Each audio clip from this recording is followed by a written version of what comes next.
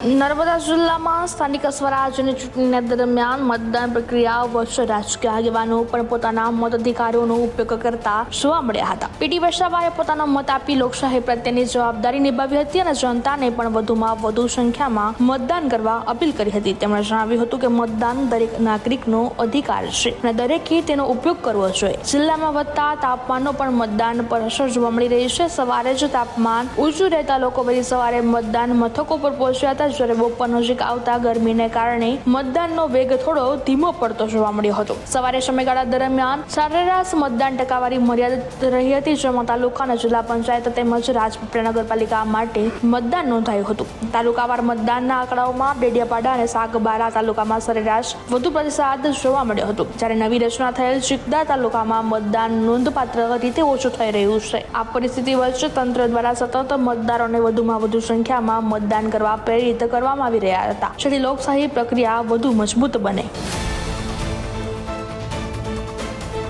લોકોની અપીલ એ છે કે આ વખતે સ્થાનિક સ્વરાજ્યની ચૂંટણીઓમાં તાલુકા અને જિલ્લા પંચાયતમાં અત્યારે જે ભાજપનું શાસન છે એને બદલવાનો મક્કમ નિર્ધાર કર્યો છે. જ્યાં જઈએ જ્યાં ફરીએ ત્યાં એક જ વાત છે કે આ વખતે પરિવર્તન કરીને તાલુકા અને જિલ્લા પંચાયતમાં કોંગ્રેસનું શાસન લાવવું છે એમ મતદારોએ નક્કી કરેલું છે. અને અમે જ્યાં ફર્યા આ વિસ્તારમાં ત્યાં બધે જ દરેક ઠેકાણે લાઈનો લાગે છે અને માત્ર ને માત્ર કોંગ્રેસ લાવો અને સુશાસન આપો.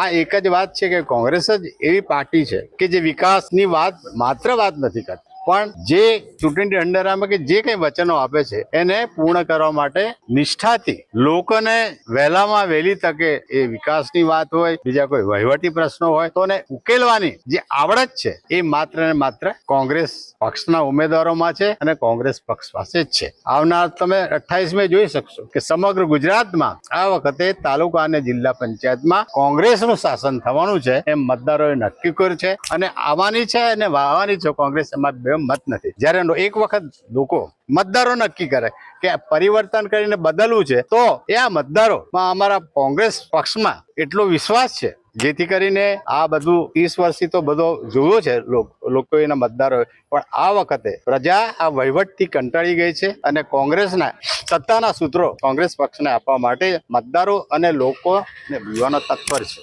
મતદારોને શું કહે છે સાહેબ?